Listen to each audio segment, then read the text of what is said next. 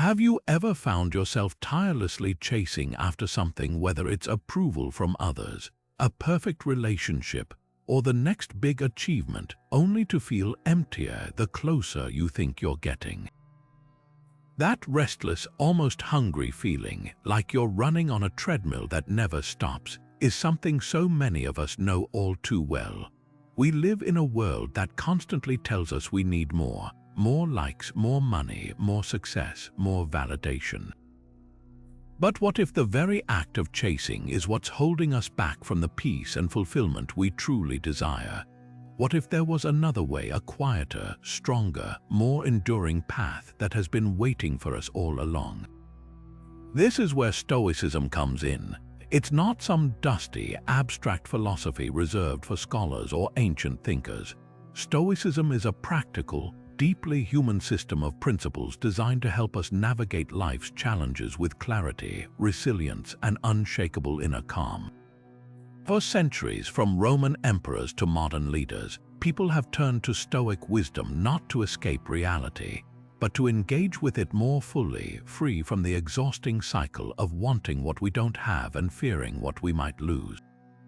It teaches us how to focus on what we can control, release what we can't, and build a life grounded in purpose rather than pursuit.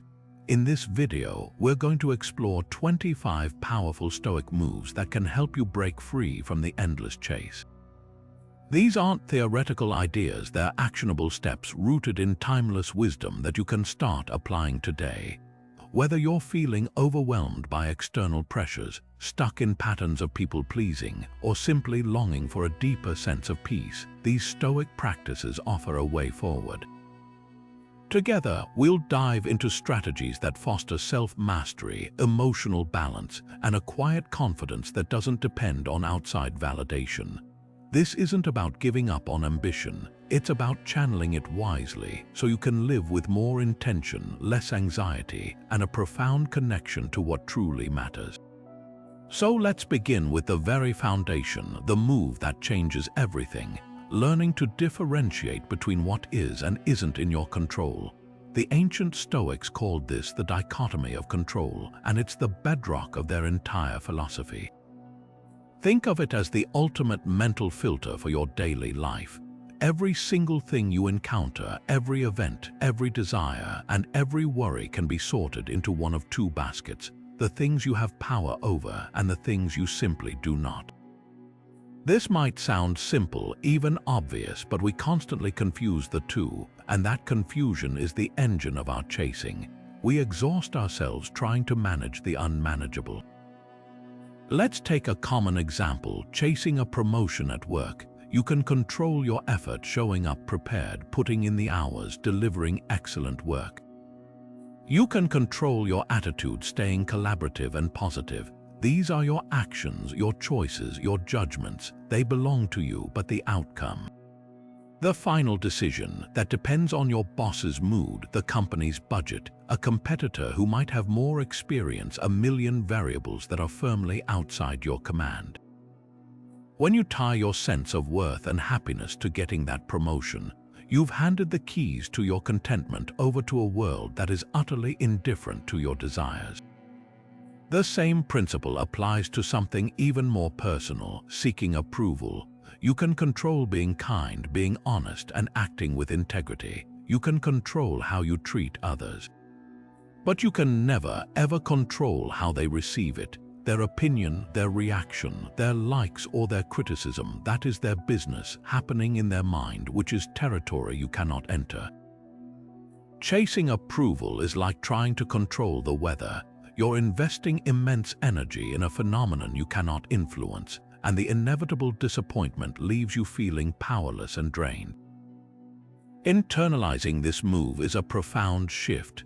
It's not about giving up or becoming passive. It's about redirecting your entire life's effort toward the only arena where you are truly the author: your own mind, your own choices, your own character. The Stoics called these internals our volition, our reasoned choice. By focusing your energy here on cultivating courage, justice, wisdom, and self-discipline, You build a source of worth that cannot be taken away by a failed project, a negative comment, or a rejected proposal. The urge to chase external results naturally diminishes because you're no longer feeding it. You find satisfaction in the quality of your own effort, in the person you choose to be in the face of any circumstance. That is where real freedom begins. Now, the second Stoic move builds directly on this foundation of focusing only on what you control, and it might initially sound counterintuitive. It's called negative visualization, or by its Latin name, premeditatio malorum, which translates to the premeditation of evils. This is not about cultivating a bleak, pessimistic outlook on life. It's actually a powerful exercise in gratitude and emotional inoculation. The core idea is to periodically and deliberately imagine the loss of the things and people you value most in your life.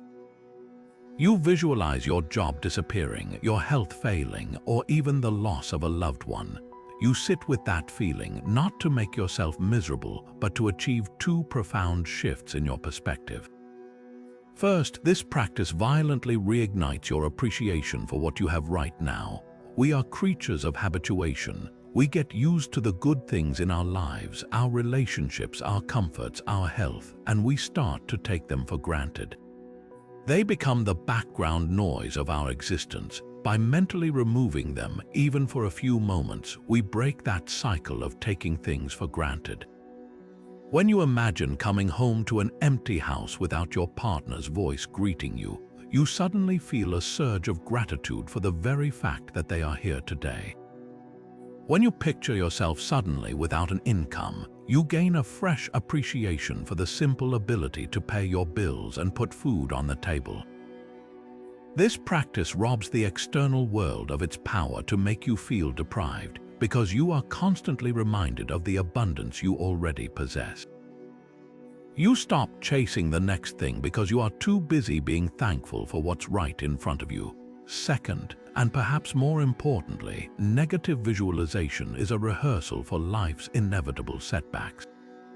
The Stoics weren't naive. They understood that loss, disappointment, and difficulty are not possibilities in life. They are certainties. By premeditating these potential challenges, you strip them of their element of surprise and their emotional shock value.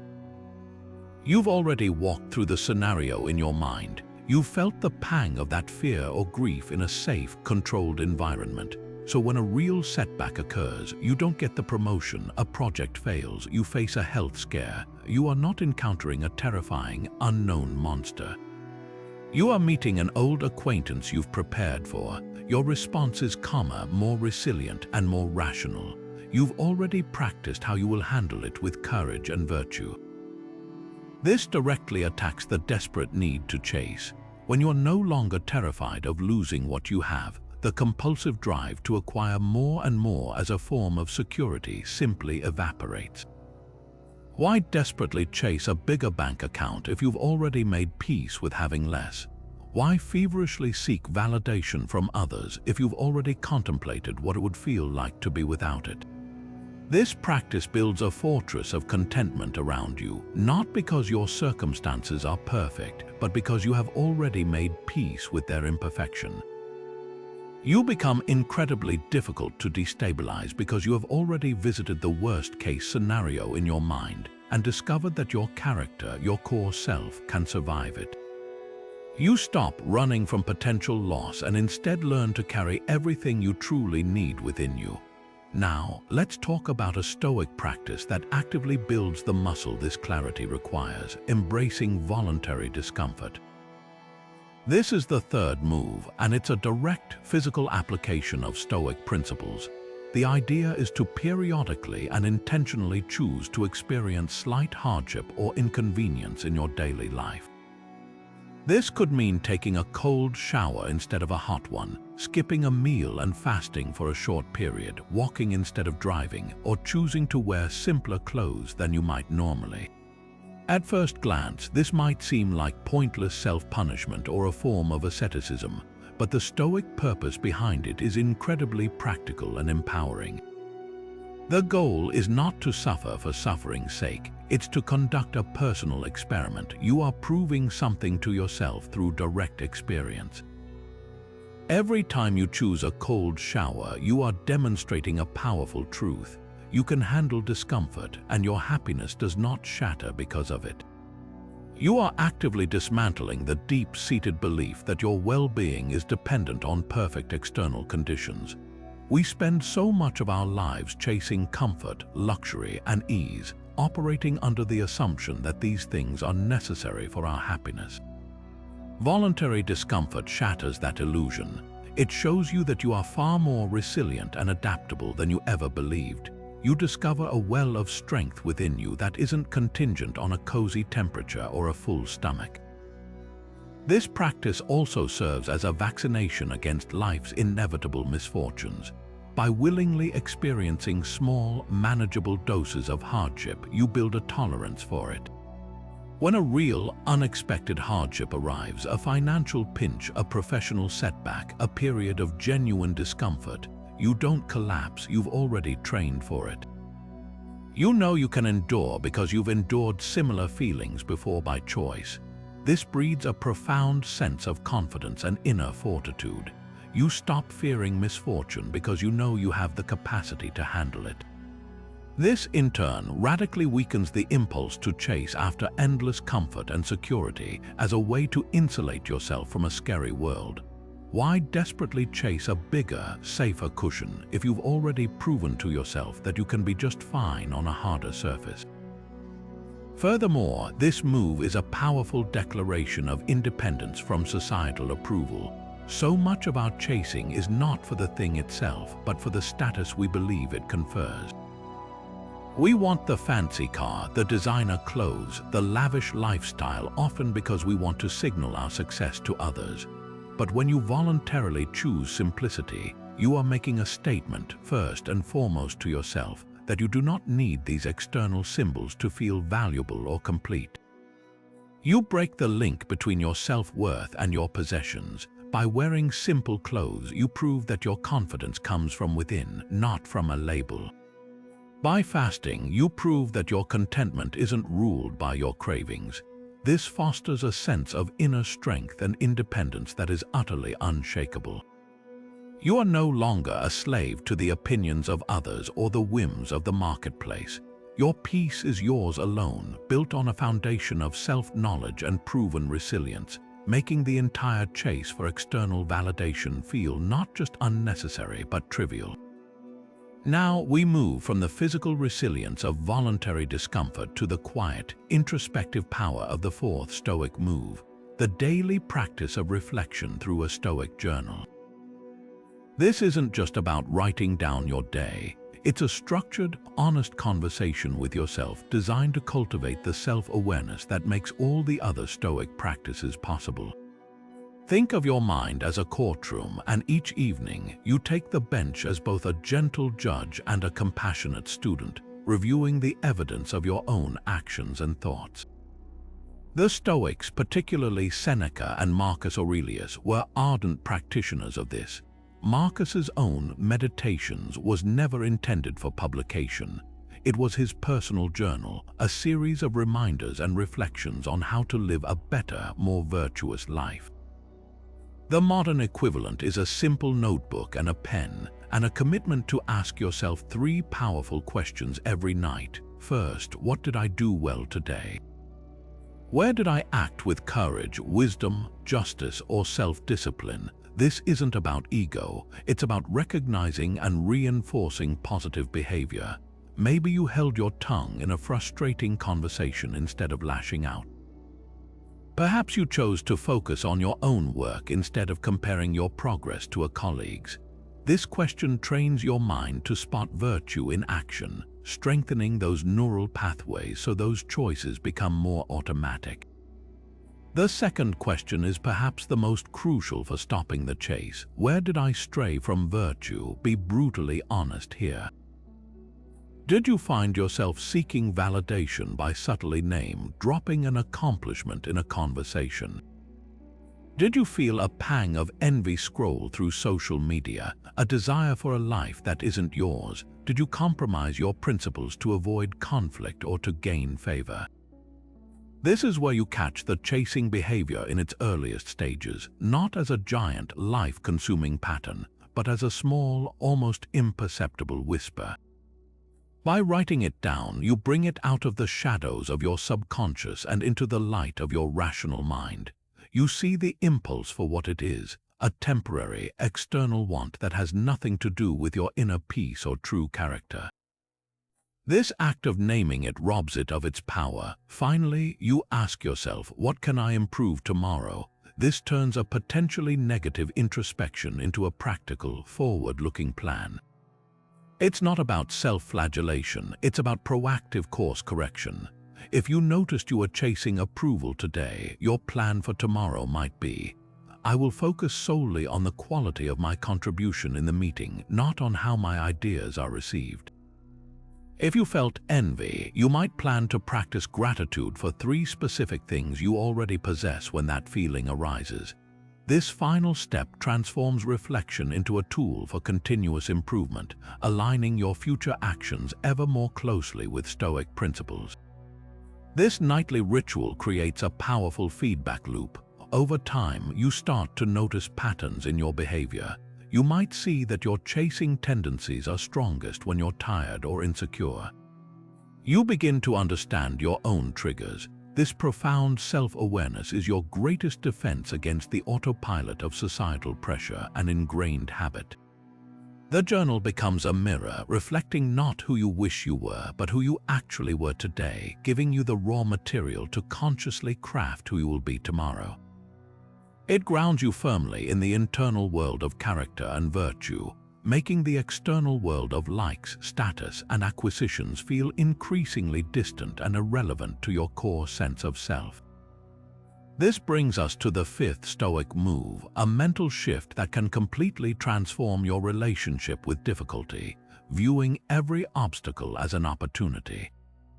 The Stoics had a beautiful and powerful phrase for this, turning the obstacle upside down. They didn't see this as a naive form of positive thinking or a simple silver lining. Instead, they viewed it as a fundamental law of nature.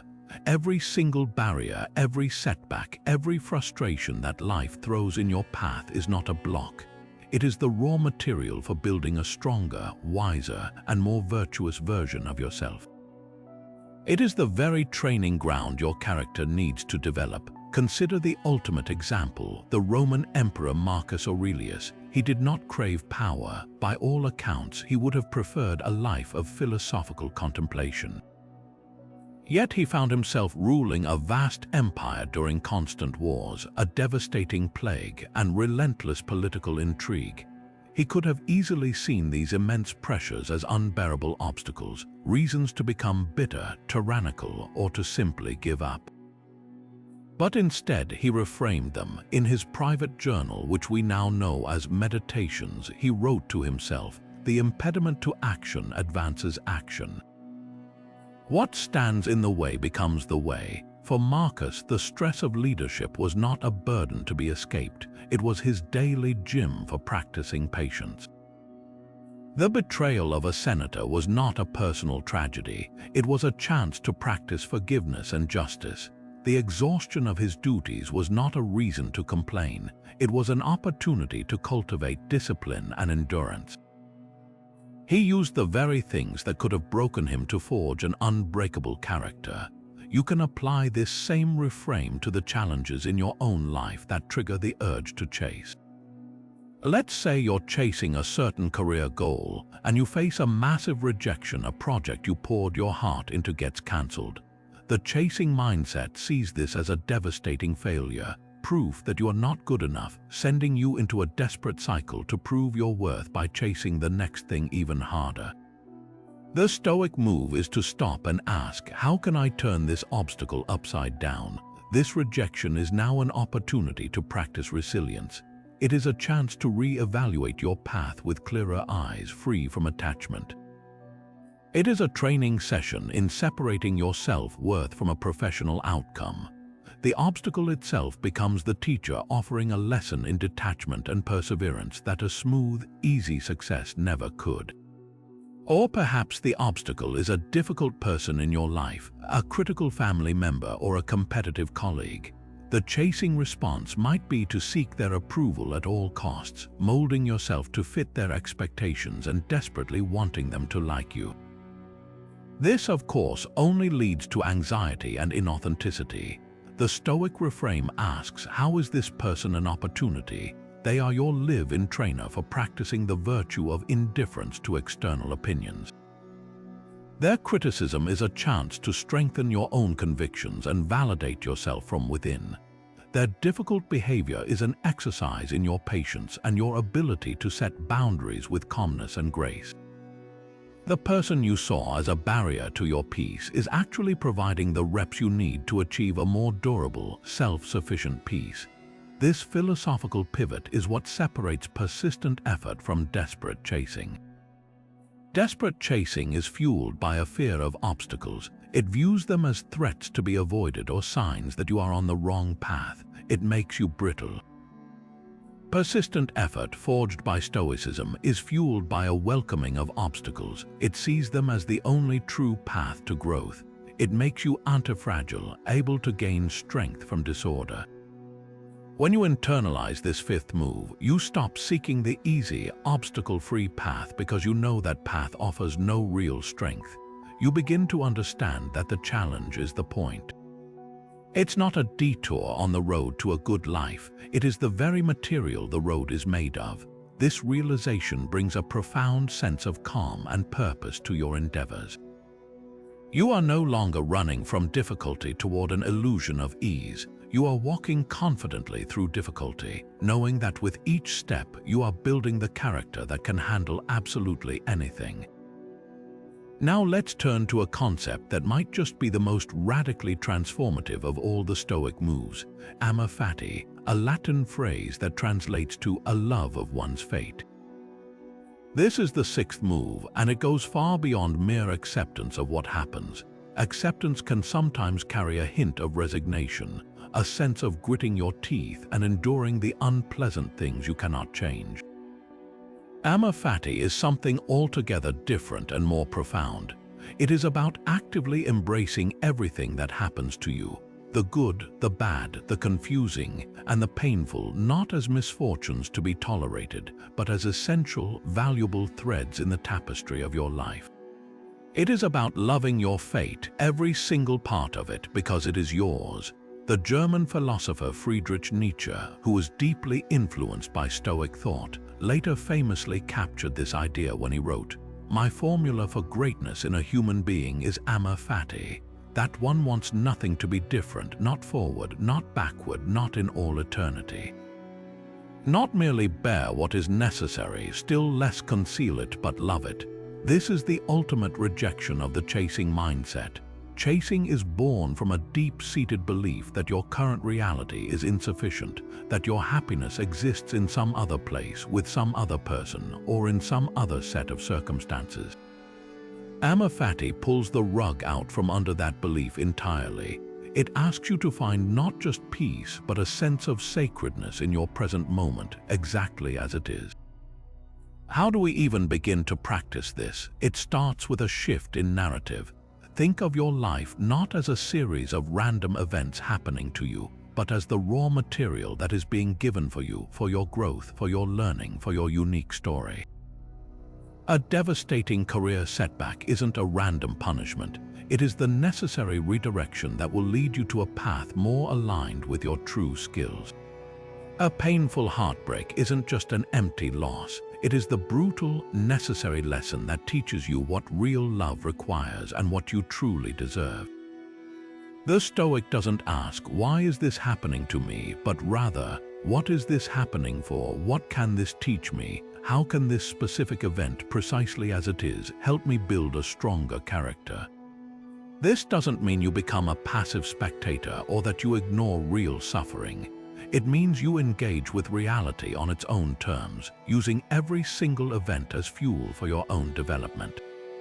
Imagine two artists. One is given only pristine, perfect, factory-made materials and creates beautiful but predictable work. The other artist is given a pile of discarded, broken, and unconventional materials: twisted metal, cracked wood, faded cloth. This artist, by embracing the unique character of each flawed piece, creates something utterly original, powerful, and deeply authentic. Amor Fati is about choosing to be the second artist. Your broken relationships, your professional failures, your personal struggles, these are not mistakes to be erased from your story. They are the distinctive textures and colors that make your life's work uniquely yours. When you love your fate, you stop trying to paint over these parts of your canvas. You instead learn to highlight them, to see their beauty and their purpose. This practice severs the root of resentment and the exhausting need to chase a different past, present, or future. You are no longer at war with what is. The energy you once spent resenting your boss, regretting a decision, or yearning for a different body or bank account is suddenly freed up. That energy can now be channeled into the only thing you ever truly controlled: your response. You can pour it into virtuous action right here, right now, within the very circumstances you once deemed unacceptable. This is where you find a sense of purpose so deep that external validation becomes irrelevant. Your purpose is no longer tied to achieving a specific outcome. Your purpose is to live with virtue and courage within whatever outcome life provides. You discover that meaning isn't something you find at the end of a successful chase.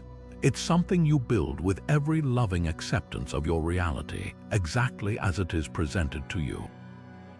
This brings us to a Stoic move that strikes directly at the engine of our dissatisfaction: the practice of limiting your desires. This is the seventh move, and it is not about living a life of grim deprivation or denying yourself all pleasure.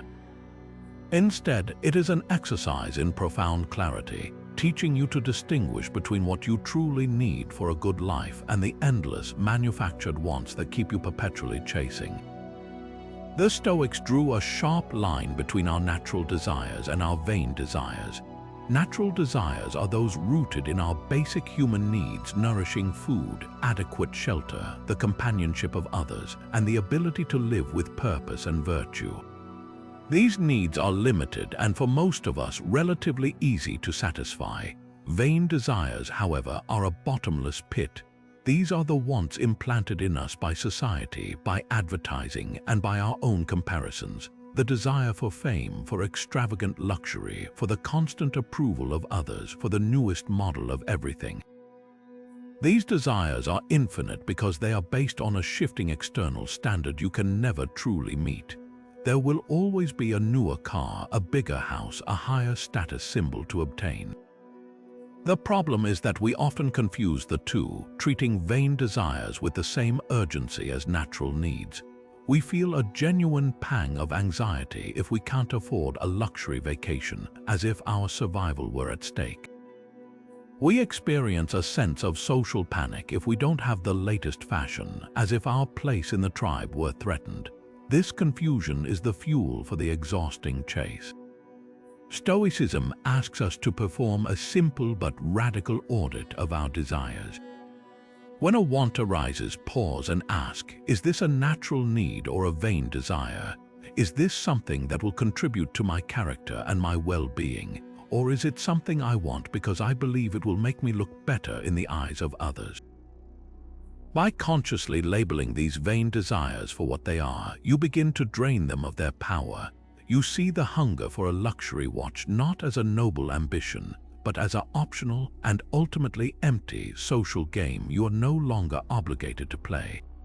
Curating your desires in this way is the ultimate path to contentment, or what the Greeks called eudaimonia, a flourishing life. When you consciously limit your desires to what is essential and virtuous, you achieve a state where you already have enough. You are content with a simple meal because its purpose is nourishment, not status. You are content with a functional home because its purpose is shelter and a place for connection, not an architectural trophy to impress strangers. This contentment is not a lowering of your standards, it is a raising of your awareness. you realize that inner wealth, a mind free from anxiety, a character built on virtue, and a heart full of gratitude, is the only form of wealth that is truly yours and cannot be taken away.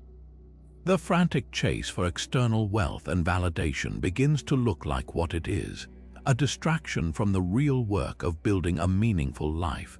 This practice also creates a tremendous amount of freedom. Every vain desire you prune from your life is one less hook the external world has in you. You become less manipulable by advertisers who sell you solutions to problems you never knew you had. You become less affected by the opinions of those who judge worth by possessions. Your sense of security becomes internalized, based on your resilience and your virtues, rather than on a fragile stack of material goods that could vanish in an instant. This doesn't mean you can't enjoy nice things if they come your way. The Stoic isn't a Puritan who rejects all pleasure. You can fully enjoy a beautiful piece of art or a good meal. The key difference is that you enjoy it without needing it, without clinging to it, and without believing that your happiness depends on its continued presence. You hold it lightly, with gratitude but without attachment, understanding it for what it is: a pleasant but temporary addition to a life that is already complete without it. By limiting what you believe you need, you liberate yourself from the endless cycle of wanting and acquire the one thing every chaser is truly seeking: a lasting and unshakable peace. This leads us to the 8th Stoic move, a practice that has the profound power to instantly clarify your entire existence: Memento Mori, the remembrance of death. At first, this might sound morbid or dark, a frightening thing to dwell on. But for the Stoics, it was never about cultivating a fear of the end. It was about harnessing the awareness of life's finitude as the ultimate tool for creating meaning, urgency, and a powerful sense of priority. To remember that you will die is to be gifted with the most important question you can ever ask yourself: if today were my last, is this how I would want to be living? Is this what I would want to be chasing? Imagine for a moment that you received a definitive diagnosis, a certainty that your time was severely limited. How would your perspective on your daily life shift? The trivial worries that consume your mental energy, the petty office politics, the anxiety over a casual comment someone made, the desperate need to keep up with the latest trend, would instantly lose all their power. They would be revealed for what they are: background noise, utterly insignificant in the face of the ultimate deadline. Conversely, what would suddenly become incredibly important? The quality of the time spent with your loved ones, the integrity of your actions, the courage to say what needs to be said, the peace of knowing you lived according to your own principles, not someone else's expectations. Memento Mori acts as a mental filter, washing away the dust of trivial pursuits and leaving behind only what is truly solid and valuable: your character and your connections. This practice directly attacks the procrastination and distraction that fuel the endless chase. We often tell ourselves we will focus on virtue someday. We will repair that relationship later. We will start living a life of purpose when things calm down. The reminder of our mortality shatters the illusion of someday. It reveals it as the greatest lie we tell ourselves: there is only ever now. This day, this hour, this very moment is the only time you are ever guaranteed to act. When you internalize this, you stop delaying your life. You understand that seeking external validation is a poor use of your precious, limited time. Why spend your afternoon crafting a perfect social media post to impress people you barely know when you could be having a deep, real conversation with someone you love? Why chase a promotion for the status it brings if it means sacrificing your integrity and your peace in the process? The ticking clock of your own life is the most potent motivator to stop chasing the superficial and start embodying the essential. This isn't a call for recklessness, but for profound focus. It's about living with a sense of deliberate intention. The Roman Emperor Marcus Aurelius wrote to himself, "You could leave life right now." Let that determine what you do and say and think. He used this not as a source of fear, but as a guide for his leadership and his personal conduct. It was a constant check against ego, against laziness, against the temptation to waste his power on petty grievances or vain glories. He knew his time was short, and that very knowledge is what fueled him to fill each day with duty, wisdom, and justice. He wasn't chasing a legacy, he was building one with every mindful action because he knew the construction site would eventually close. Integrating Memento Mori into your daily routine can be as simple as a morning meditation. As you start your day, take just a moment to consciously acknowledge, I am mortal. This day is a gift, not a guarantee. This isn't meant to fill you with dread, but with a profound sense of gratitude and focus. It shifts your mindset from one of lack, constantly chasing what you don't have, to one of abundance, appreciating the incredible opportunity you have right now to act with virtue. It makes you less tolerant of drama, of complaining, of anything that pulls you away from what truly matters. When you remember that your time is the one non-renewable resource you possess, you become fiercely protective of how you spend it. You invest it in things that have lasting value, in actions that contribute to a good life as you define it, not as society dictates. The chase for external rewards is exposed as a futile attempt to build a mansion on sand, when you could be using your time to build a simple, unshakable fortress of character that will stand until your very last breath. Building on the profound perspective of Memento Mori, the ninth Stoic move expands your view even further, offering a meditation practice known as the view from above.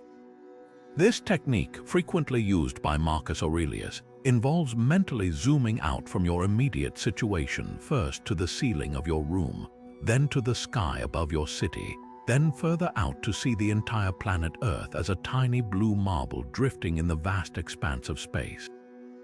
You visualize the sprawling continents, the winding rivers like tiny veins, and the billions of other people, each with their own complex lives, hopes, and anxieties. You see your own life as just one tiny thread in this immense, ancient tapestry. The immediate effect of this mental exercise is a powerful and humbling sense of scale. That urgent email you've been stressing over, that social slight you can't stop replaying in your mind, that shiny new object you feel you must acquire to be happy from this cosmic vantage point, how significant are they truly? They shrink down to their actual size, fleeting, microscopic concerns in the grand narrative of the universe. This isn't meant to make you feel insignificant, but to liberate you. It detaches you from the intense, self-centered drama of your own life and allows you to see your worries for what they are, temporary phenomena that will pass, just as countless other worries have passed for countless other people throughout history. The intense pressure to chase, to acquire, to achieve begins to feel almost quaint when viewed against the backdrop of cosmic time and space. This practice is a direct antidote to what we might call tunnel vision anxiety, where a single problem or desire consumes our entire field of view and feels like the most important thing in the world. The view from above widens the lens, restoring a rational sense of proportion. That promotion you're desperately chasing, will it matter in 100 years? In 1,000, the approval you seek from a particular person, how will their opinion resonate across the galaxy? This isn't to say your goals are meaningless, but it forces you to evaluate them based on a deeper, more enduring value system. It asks you to consider what will truly echo through time, not the size of your bonus, but the integrity of your actions, not the number of followers you have, but the depth of your compassion. This shift in perspective automatically filters out the petty desires and vain chases, leaving you focused only on what is genuinely substantial and virtuous. Incorporating this move into your life is surprisingly practical. You don't need to be on a mountaintop to do it. It can be a brief mental reset in the middle of a stressful day. When you feel that familiar pull of anxiety or the restless urge to chase something external, simply pause for 30 seconds, close your eyes and take that mental journey upward. See your office building, your city, your country, the planet. Breathe into the immense space and silence. When you return to your desk, the problem will likely still be there, but your relationship to it will have changed. The emotional charge will have dissipated, replaced by a calmer, more detached clarity. You'll be able to address the situation from a place of choice rather than compulsion, from a place of principle rather than panic. You engage not because you are desperate for a specific outcome, but because it is the right and virtuous thing to do, regardless of how it ultimately turns out in the grand, swirling cosmos. The 10th Stoic move invites us into a profound shift in perspective, from seeing ourselves as isolated individuals competing in a world of scarcity to understanding we are deeply connected parts of a single, living whole. This is the practice of sympatheia, a cornerstone of Stoic physics that views the entire universe as a rational, interconnected organism. While that might sound abstract, its practical implications are immediate and transformative for anyone caught in the exhausting cycle of chasing. It asks a simple but radical question: what if your well-being is not separate from, but intimately tied to, the well-being of everyone and everything around you? This philosophy directly challenges the core assumption behind most chasing behavior, the belief that life is a zero-sum game where for me to win, someone else must lose, and where my gain is the only thing that matters. Sympatheia dismantles this lonely, anxious mindset. The Stoics use the powerful image of the human body to explain this. If your foot gets a splinter, your entire body works in concert to address it.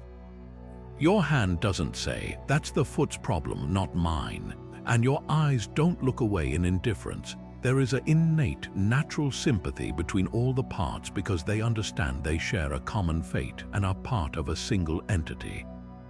In the same way, the Stoics argued, we as human beings are individual limbs of the great body of humanity.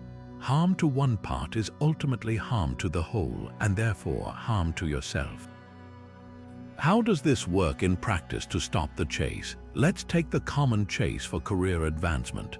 Operating from a disconnected, competitive mindset, you might see your colleagues as rivals to be outperformed, undermined, or surpassed. You hoard information, take sole credit for team successes, and view their achievements as threats to your own. This mindset might seem like it gets you ahead in the short term, but it creates a life of perpetual anxiety, isolation, and fragile wins that can be toppled by the next person's success. You are constantly on guard, desperately chasing the next rung on the ladder, fearing everyone below you is trying to pull you down. Now apply sympatheia. You see that your colleagues are not your opponents. They are your fellow limbs on the body of your company, your community, your world. Their success does not diminish yours. It actually strengthens the entire organism you are a part of. Lifting others up, sharing knowledge, celebrating collective victories, these actions are no longer naive idealism. They are the most rational and effective way to ensure the health of the whole body, which in turn creates a more stable, supportive, and prosperous environment for you, a part of that body. The chase for personal glory is replaced by a more fulfilling pursuit, contributing your unique strength to a common good. This extends far beyond the office. Consider the chase for material possessions. The disconnected mindset tells us to acquire more and more, believing that our security and status are found in hoarding resources away from others. This leads to a life of insatiable wanting, always fearing that someone might have more. Sympatheia reframes this. It reminds us that the resources of the world are like the blood flowing through the body. It is meant to circulate for the health of all parts, not pool in one area causing others to atrophy. This isn't a call for dramatic poverty, but for a mindset of mindful sufficiency and generosity. You begin to ask not, how can I get more, but do I truly need more? And how can what I have be of better use? The fulfillment comes not from the act of possessing, but from the act of contributing, whether that's through charitable giving, supporting local businesses, or simply sharing your abundance without fanfare. The desperate hunger to acquire is quieted by a deeper satisfaction from being a beneficial, flowing part of the whole. Ultimately, sympatheia is the ultimate cure for the loneliness that often fuels our chasing. We chase status, likes, and acquisitions because we feel separate and believe these external things will fill a void. But that void is the felt absence of connection.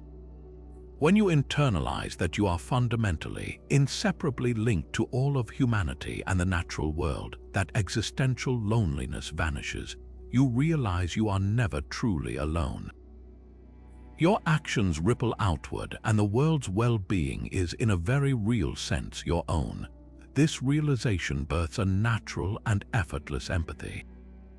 You begin to make choices not just based on what's in it for me, but on what is best for us. This shift doesn't require you to abandon your goals. It simply asks you to pursue them in ways that strengthen the web of connection rather than tear it. You find that the most enduring personal fulfillment is not found in what you extract from the world for yourself, but in what you contribute to the world from your unique place within it. The exhausting, solitary race toward a finish line that doesn't exist is replaced by a peaceful, purposeful walk alongside everyone else, understanding that we are all truly in this together. Now we arrive at a Stoic practice that acts as the ultimate mental gatekeeper, the crucial pause button between a triggering event and your reaction to it. This is the 11th move, the discipline of assent. In the Stoic model of the mind, an impression is everything that happens to us, not the event itself, but our initial, raw perception of it. It's the flash of anger when someone cuts you off in traffic, the surge of envy seeing a friend's vacation photos, or the immediate feeling of inadequacy after a critical comment. These impressions are automatic, they happen to us, but the Stoics discovered a critical space, a moment of freedom between receiving that impression and giving it your assent, your agreement that it is true and good. Most of us live our lives giving automatic assent to every impression that comes our way. We feel a pang of desire for a new gadget and instantly assent to the thought, I need that to be happy. We feel a flicker of social anxiety and immediately assent to the belief, they must not like me. This automatic agreement is what launches the chase. It turns a passing feeling into a command, a momentary want into a desperate need. The discipline of assent is the trained habit of intercepting that impression at the gate and subjecting it to a simple, rational interrogation before you let it pass into your mind and dictate your actions. So how does this work in a moment of temptation or pressure? Let's say you're scrolling online and you see an advertisement for a luxury watch. The initial impression hits a feeling of wanting, a thought that says, if I had that, I would feel successful and impressive. The unchained mind, the one without this discipline, immediately assents. It agrees, yes, that is true. I do need that to feel successful. And off you go, clicking the link, checking your bank account, starting the chase.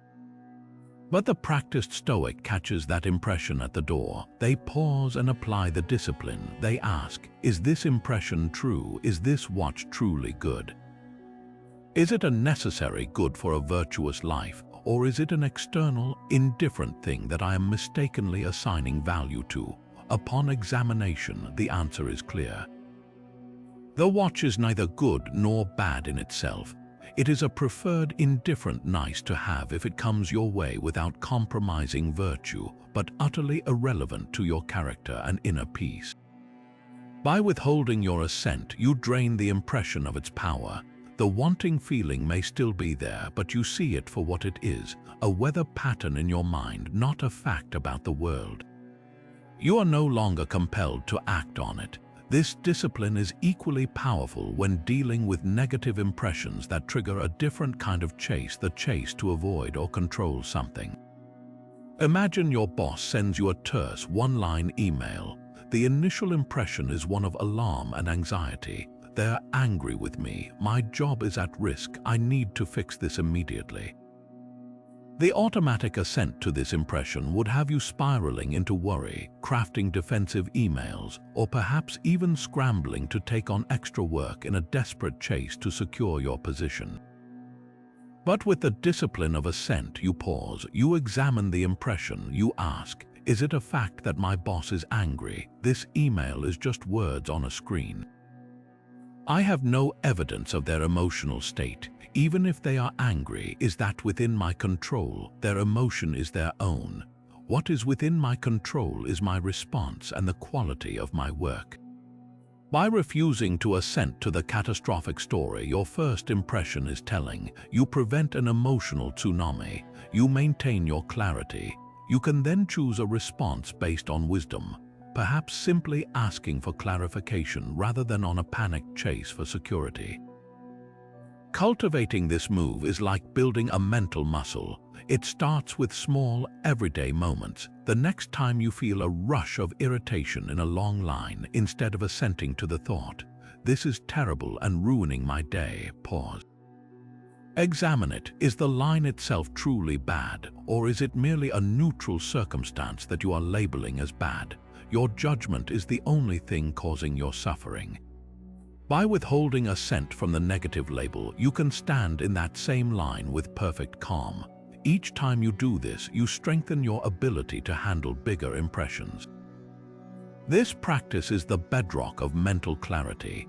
It allows you to see the world as it is, not as your emotions or societal pressures insist it must be. You become the sober judge of your own impressions, no longer a puppet jerked around by every passing desire and fear. The compulsive need to chase after things to soothe those assented to impressions simply vanishes because you've stopped believing the impressions in the first place. This brings us to a profound and powerful concept that acts as the ultimate internal sanctuary, the 12th Stoic move, cultivating your inner citadel. Think of this not as building walls to hide from the world, but as constructing an unshakable fortress of mind from which you can engage with the world fully without ever being conquered by it.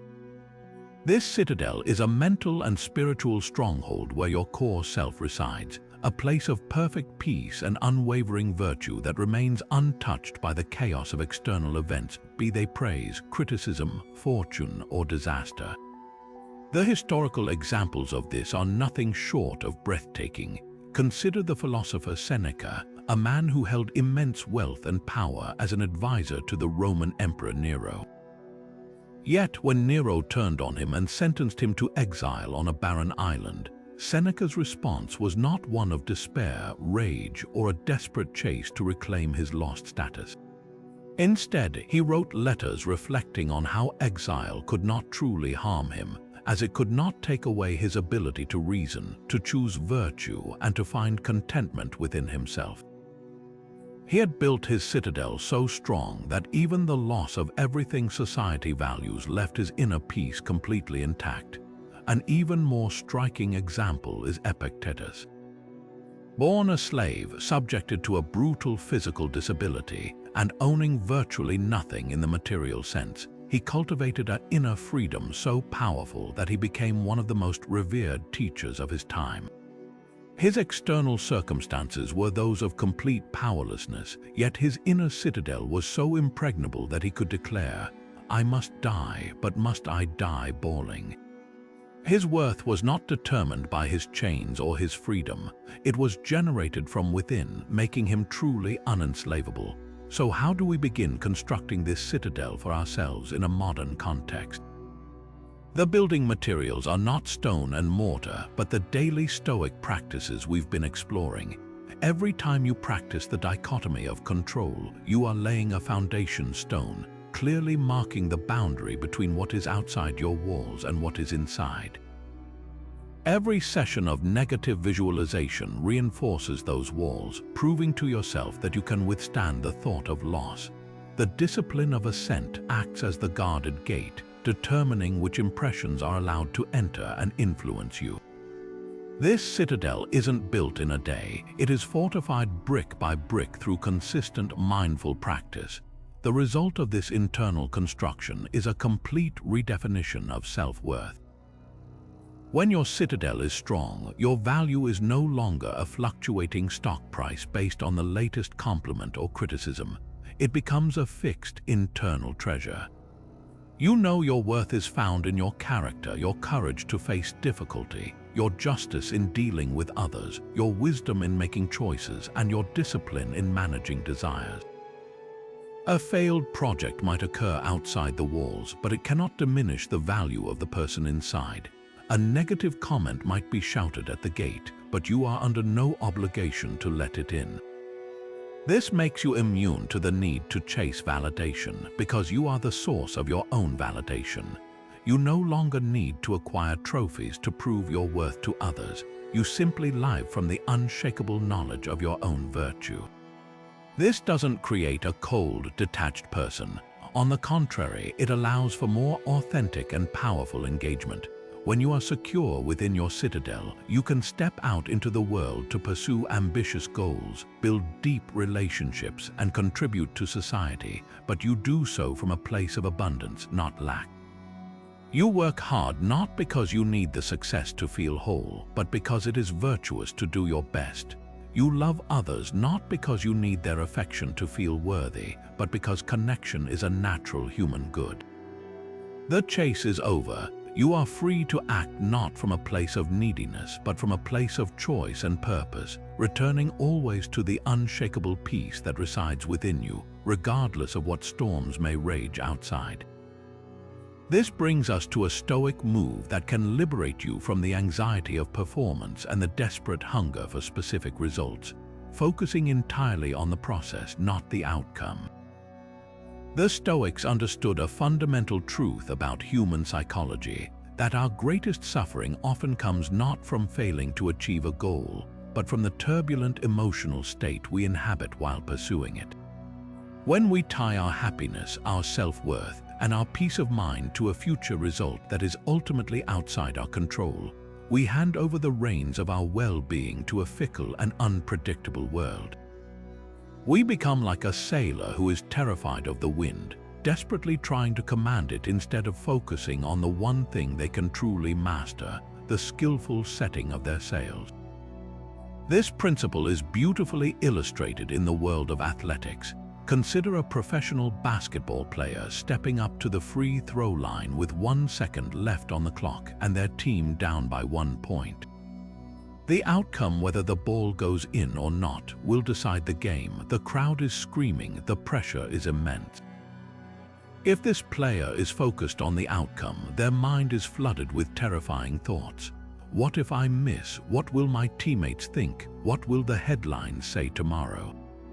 This desperate fixation on the result, which they cannot fully control, creates a wave of anxiety that tightens their muscles, clouds their focus, and dramatically increases the chance they will actually miss the shot. Now consider the same player trained in the Stoic approach. Their entire focus is on the process. They block out the noise of the crowd, the scoreboard, and the potential future. Their mind is singularly devoted to the steps they have practiced 10,000 times. A deep breath, a consistent routine, feeling the grip of the ball, the bend of the knees, the smooth extension of the arm, and the follow-through of the wrist. They pour their entire being into executing that process with perfect integrity. The ball may still go in or it may not, but the player remains calm and effective because their sense of success was not attached to the outcome. They succeeded the moment they executed their process with excellence. This is how you perform under pressure without being broken by it. The same dynamic applies to any creative or professional endeavor.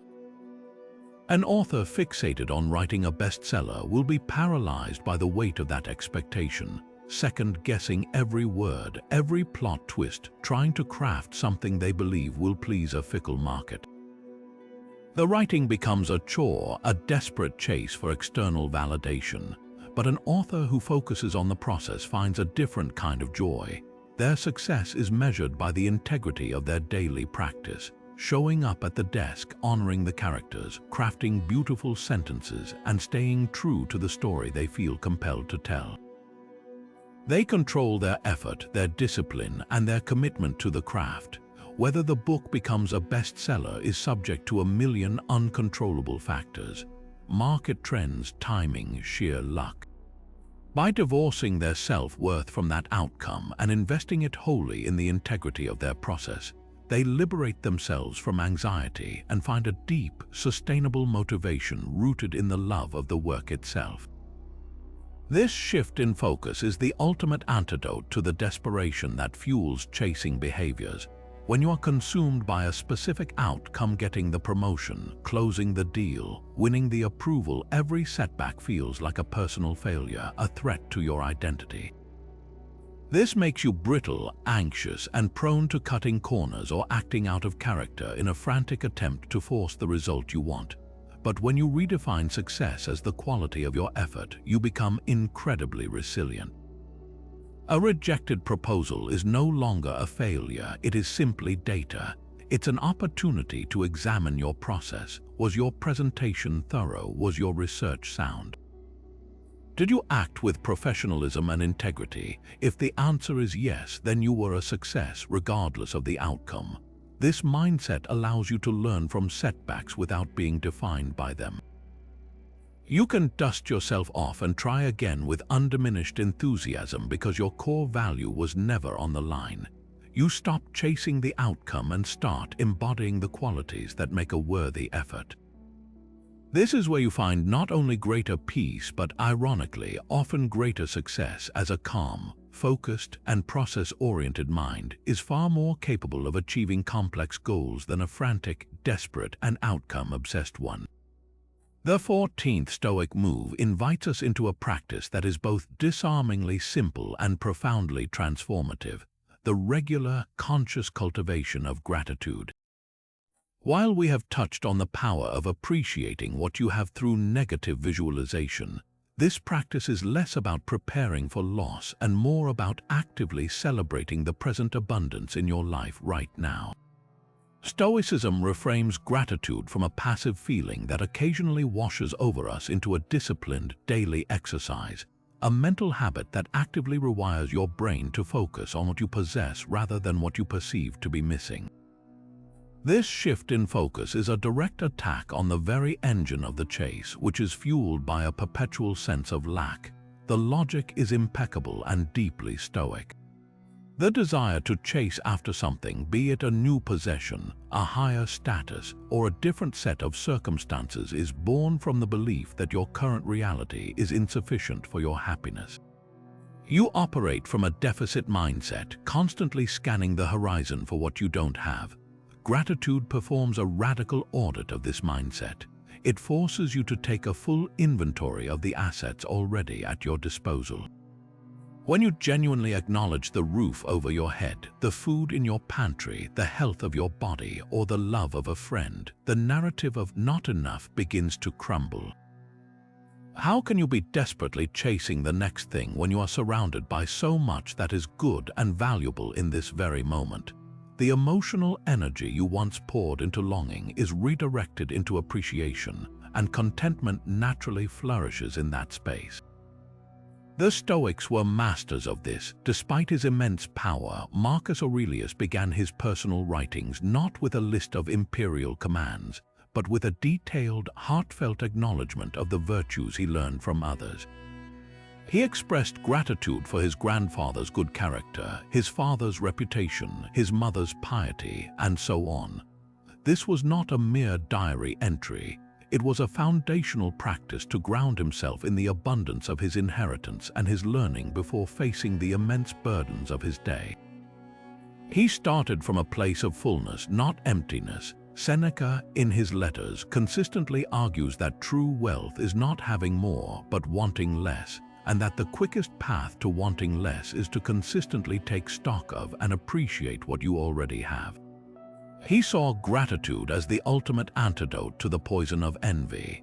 To make this a living practice, the Stoics would encourage a concrete daily ritual. This isn't about waiting for a spontaneous feeling of thankfulness, it's about proactively creating it. The exercise is straightforward yet powerful. At a set time each day, perhaps first thing in the morning or last thing at night, consciously list 3 specific things for which you are genuinely grateful.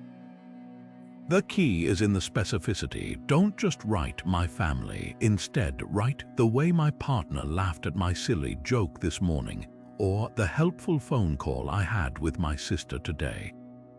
Don't just write "my job." Write "the satisfying challenge of solving that particular problem at work," or "the kindness my colleague showed me when I was stressed."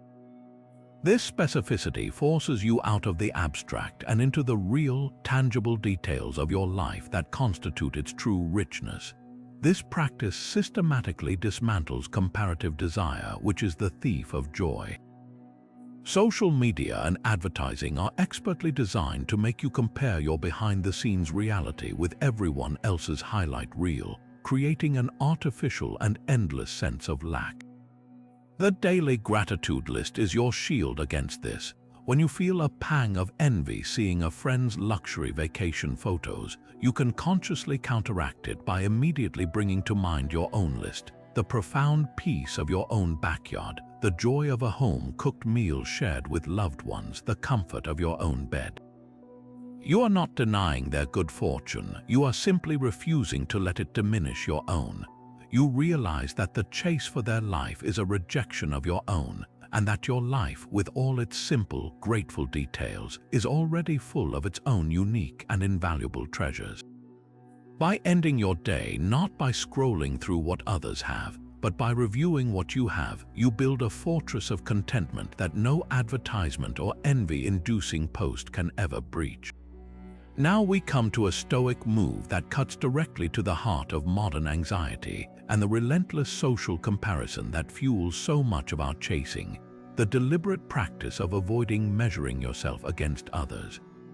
The Stoics understood something that today's social media age has weaponized, that comparing your internal reality to someone else's external presentation is a guaranteed path to misery, envy, and a life spent chasing shadows.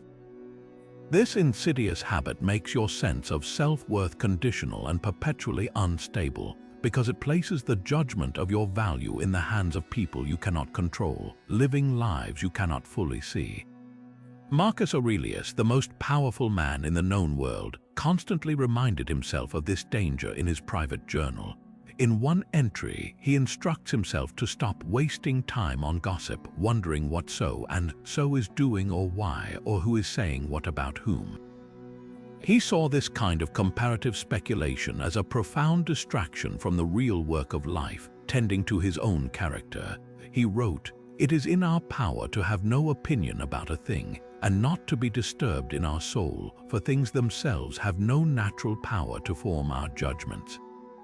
This is the core of the move. Another person's new car, their promotion, their seemingly perfect relationship, these external things have no inherent power to define your worth. That power is only granted when you choose to form an opinion that says, "They have that and I do not, therefore I am lacking." You are essentially handing the keys to your happiness over to a stranger's life choices. This practice of comparison is so toxic because it creates a moving target you can never hit. There will always be someone with a more impressive job title, a more luxurious home, or a more glamorous social life. Chasing after these external markers in an attempt to keep up or feel superior is like trying to fill a bucket with a hole in the bottom. The gratification is fleeting, instantly replaced by a new anxiety as you spot the next person ahead of you on an invisible ladder. This isn't ambition, it's a form of servitude where you are enslaved by the accomplishments and possessions of others. Your life's energy is spent running on a treadmill designed by someone else for goals you never consciously chose for yourself. The Stoic alternative is not to withdraw from society, but to radically refocus your metric for success inward. Instead of asking, "How do I measure up to them?" you train yourself to ask, "Am I living up to my own potential? Am I better today than I was yesterday?" Your progress, your virtues, your integrity, these are the only measures that matter because they are the only things truly within your control.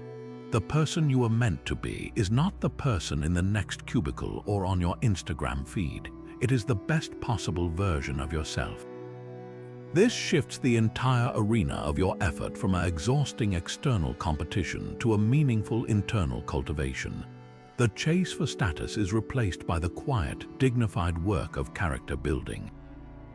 Imagine two gardeners. One is constantly looking over the fence, comparing the size of their tomatoes to their neighbors, feeling envy if the neighbors are bigger and smugness if they are smaller. Their entire gardening experience is a roller coaster of emotion based on something they cannot control. The other gardener keeps their eyes on their own soil. They focus on providing the right amount of water, pulling the weeds, and learning what their plants need to thrive. Their satisfaction comes from the health of their own garden and the knowledge that they are doing their best. The Stoic is the second gardener. They understand that their only true opponent is their own former self, and their only real victory is in cultivating their own plot of land with virtue and care. This mindset fosters a deep and lasting self-acceptance. You are no longer trying to win a race that has no finish line. You are simply trying to run your own personal best, and in that endeavor, you find a peace that no amount of external validation could ever provide. The 16th Stoic move invites us to look at the very fabric of reality and find profound peace in its most fundamental law, the universal truth of impermanence. Everything changes. Everything without exception is in a constant state of flux. The seasons turn, empires rise and fall, our bodies age, relationships evolve, fortunes are made and lost. The Stoics didn't see this as a tragic flaw in the universe to be resisted, but as its essential nature to be understood and embraced. To fight against this reality is to fight against a river's current. It is exhausting, futile, and guarantees that you will eventually be swept away. To accept it, however, is to learn how to float, to navigate the currents with grace, and to appreciate the journey without a desperate, white-knuckled grip on any particular moment. This understanding is the ultimate antidote to the clinging and clutching that underpins so much of our chasing behavior. Why do we desperately chase after wealth and try to hoard it? Because we are terrified of losing it. Why do we cling to a certain status or a specific image of ourselves? Because we fear the identity crisis that would come with its change. Why do we try to freeze relationships in a perfect, static state? Because we are afraid of the natural evolution that might lead to distance or an end. This fear of loss is the engine of our anxiety. But when you deeply internalize that loss is not a possibility but an inevitability, that everything you have, including your own life, is on loan from the universe and will eventually be returned, a radical shift occurs. You stop trying to possess things permanently and start learning to appreciate them temporarily. This is not a call for a cold, detached existence where you refuse to love or care for anything because it might change. On the contrary, it is the key to loving more fully and without the constant shadow of anxiety. Think of it like watching a beautiful sunset. You don't spend those magnificent minutes agonizing over the fact that the sun will disappear below the horizon. You don't try to chase after it or command it to stop its descent. You understand its transient nature, and that very understanding is what makes the experience so precious, so poignant, and so intensely beautiful. You are fully present for it precisely because you know it is temporary. Embracing impermanence asks us to extend this sunset mindset to everything in our lives, to our health, our careers, our possessions, and our loved ones. Knowing that a conversation with a parent could be your last doesn't fill you with dread. It fills you with presence, urging you to truly listen and engage. Understanding that your physical abilities will fade doesn't make you avoid using your body. It makes you grateful for every run, every walk, every moment of effortless movement you have today. The practical application of this move is a daily mindfulness of change. It's noticing the small, constant reminders of impermanence all around you, the fresh-cut flowers that are beautiful today but will wilt in a week. The new car that will eventually get its first scratch and begin to age. The childhood phase your kid is in that will be gone before you know it. Each of these is not a sad event to be mourned in advance, but a gentle nudge from the universe, a reminder to savor the present stage without attachment to the next. When you truly get this, the desperate energy you once poured into chasing permanent security in an impermanent world simply evaporates. You stop trying to build a fortress on a foundation of sand and instead learn to appreciate the beauty of the ever-shifting shoreline. You invest in experiences, in virtue, and in connection, knowing that while the specific forms may change, the value you derived from them becomes a permanent part of your character. This mindset grants an incredible emotional stability because you are no longer terrified of the tide going out. You know it is simply making way for the next wave, and you have learned to find wonder in the entire, beautiful, ever-changing ocean. The 17th Stoic move offers a powerful refuge from the relentless noise of the modern world, the deliberate practice of silence and solitude. In an age of constant connectivity, curated feeds, and endless opinions, our minds are perpetually bombarded with external stimuli telling us what to want, who to be, and what to chase next. This practice is not about antisocial withdrawal or loneliness. It is a strategic retreat into your own mind to rediscover your own voice and restore a sense of inner sovereignty that the crowd cannot influence. The Stoic philosophers were keenly aware of this need. Seneca, in his letters, frequently argued for the necessity of withdrawing into oneself. He advised his friend Lucilius to seek periods of quiet separation from the masses, not out of misanthropy, but as a vital form of mental hygiene.